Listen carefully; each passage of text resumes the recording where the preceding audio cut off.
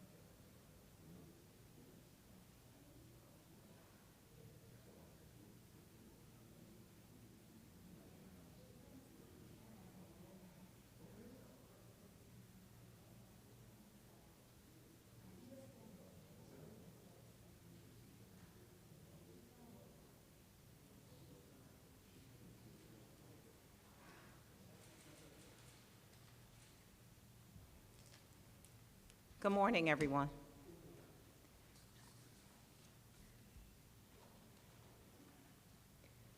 Thank you guys for being here. You just let me know when you are ready.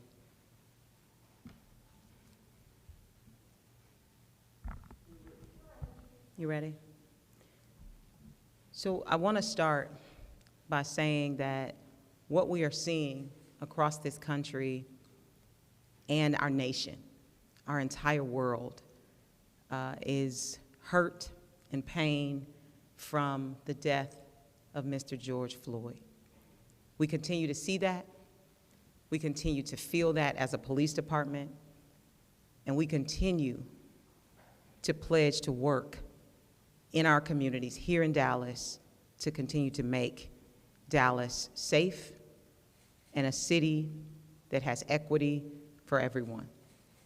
Build partnerships with our police department and our community is our primary focus outside of safety.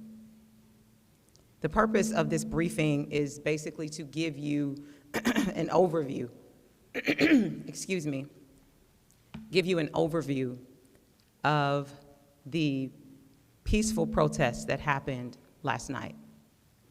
Some would categorize it as chaos. I would say that is not true. That is absolutely not so. It was constantly changing.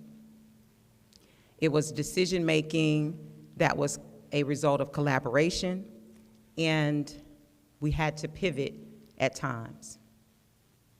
There are many who question and are not happy with the decisions that I made on yesterday.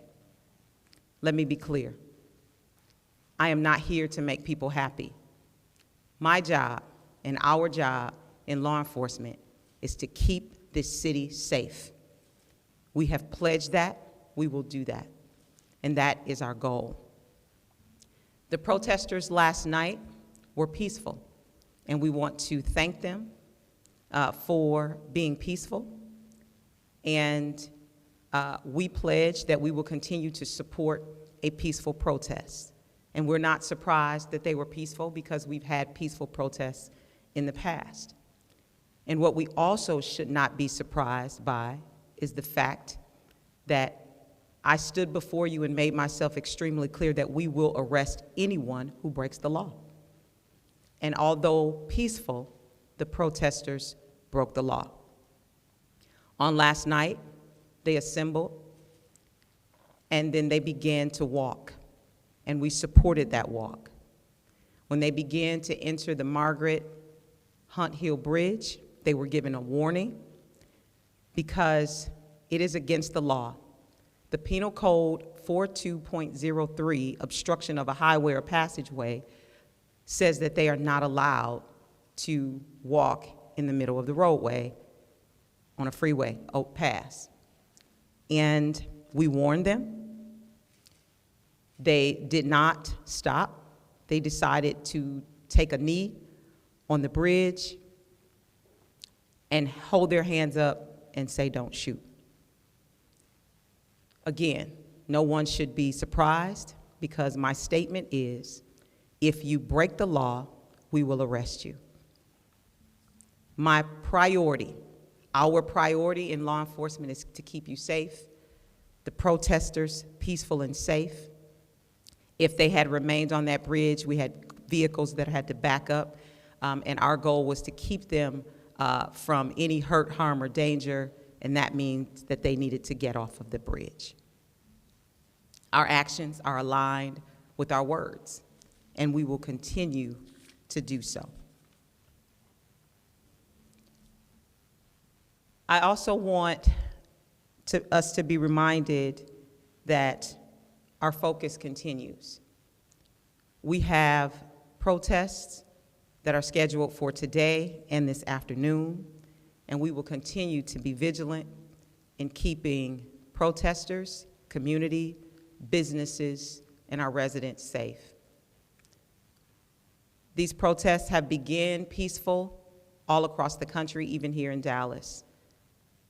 And Friday night and Saturday night, they erupted into criminal activity, vandalism, and looting. and we intend to continue to keep the city of Dallas safe. Our decision last night was to arrest those individuals, but after collaboration, I made the decision to identify each and every one of them, file at-large charges, and release them. There was one individual who was arrested because she was in possession of an illegal handgun. And so I just want to remind us that we are all here. We're all in this together. We are working with our activists. There was a meeting on yesterday before both the protests, because I talked about the protests at Crowley, but there was a separate protest at City Hall earlier at 6:30. And prior to both of those protests, some of the activists met with myself and some city leadership. And our goal is to ensure that we have an understanding, that we're working to move this city forward and identify some of the changes that we all know that need to be made in order for us to be a better city. And so we're working in that space, and we will continue to work in that space. But nothing changes about my job and our job in law enforcement. And we have pledged that we will not allow this city to be destroyed. We will not allow individuals to continue to break the law. And so that is where we are. I am going to close and take questions, but I just want to let this community and the world know that we continue to say his name. And I ask that you also continue to say his name and know that we understand, and that is George Floyd.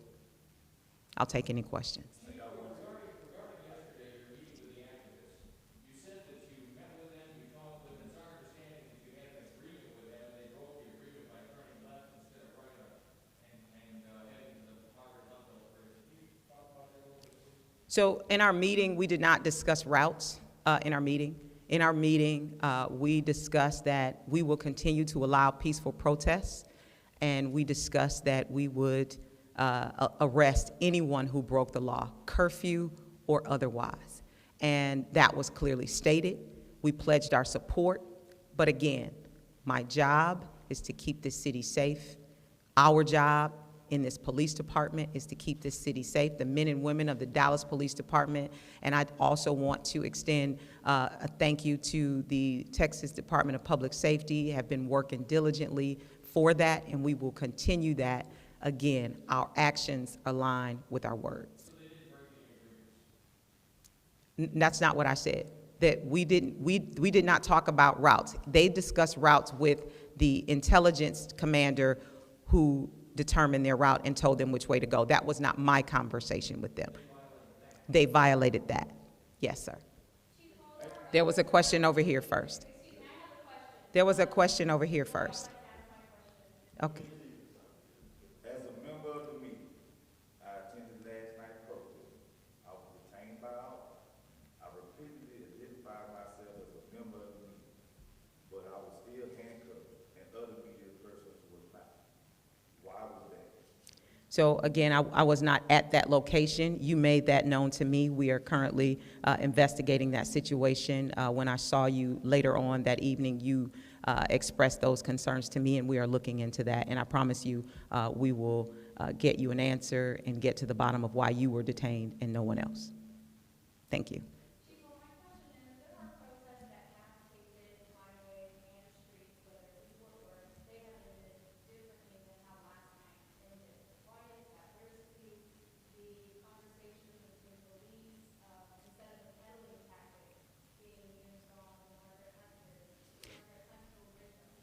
So I just want to start by saying I don't work in Fort Worth.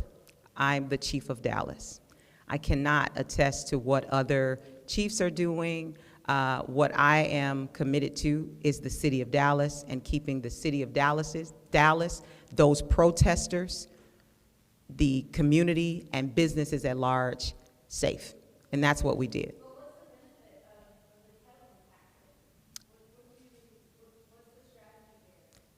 We will not break the law in the city of Dallas, period.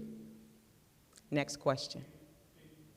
So if you break the law, you get arrested. Just clarify last night, they broke the law, but they were given at-large charges? Were they arrested? So in lieu of arrest, well, they were identified, processed, and charges will be filed. There was a capacity issue on last night, and that's why we made that decision. So you don't feel the consistency in approach that's not being met? I'm consistent with my job is to make the arrest. I don't control capacity of housing. I only control arrests, and we did our job. So jail capacity plays an issue. That was, Absolutely. you talked about what kind of went into your thought process on how you handled last night specifically? As it relates to what? Was it just purely jail capacity that led your decision to release them? Yes. And the fact that they were peaceful, but mostly jail capacity.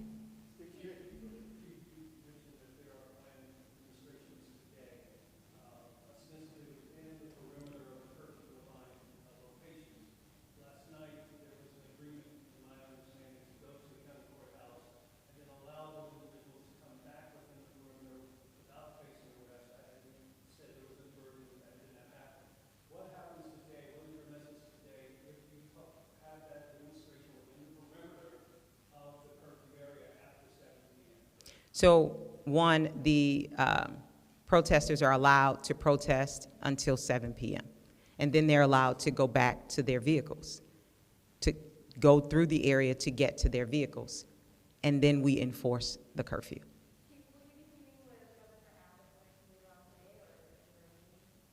Yes, ma'am, there is. I will update you once we finish our meeting.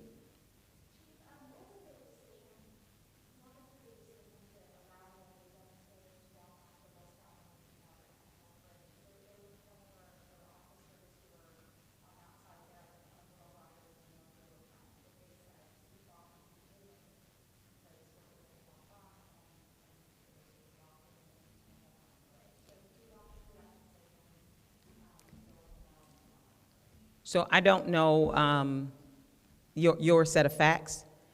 The protesters were warned not to take the bridge. They took the bridge. They were warned again to come off of the bridge or arrests would be made.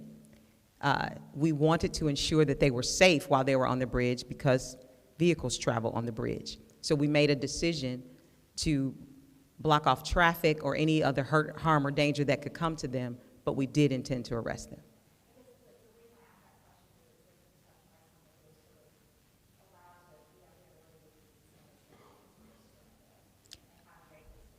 I can't deal with perception. I only deal with facts. Chief, what, if any, precautions are being taken during these massive arrests? I mean, the COVID-19 is still around. Is there something that's being done differently? So right now, our officers have PPE equipment, and to wear that PPE equipment and continue to wash their hands. We try to remain as socially distant as we can, but we all know in law enforcement it's very difficult in some instances, but we're taking the same precautions we were taking when we were enforcing the law within the city of Dallas, those same tactics.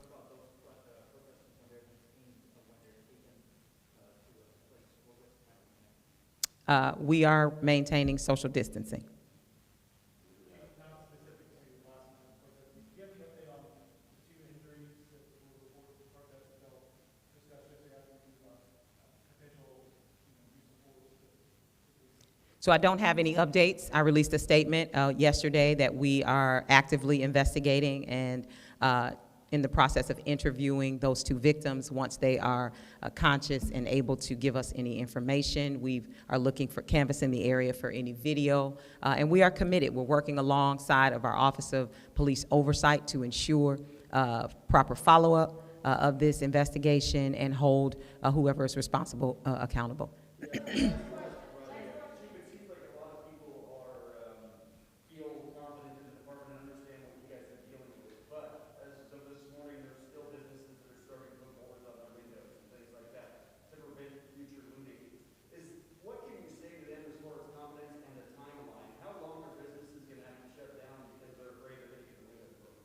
And that answer, I wish I could tell you. What we're seeing, we're not just seeing in Dallas. We're seeing in this entire world, across the country, the nation is experiencing the same thing. And, you know, we understand the pain, and we stand right there. We take a knee as well. And that is why we're continuing to work with our activists, with those individuals, to see how we can better collaborate and build better, stronger partnerships in order to move this city forward to alleviate some of the hurt and pain and prevent some of this. But I don't have a timeline. Thank you.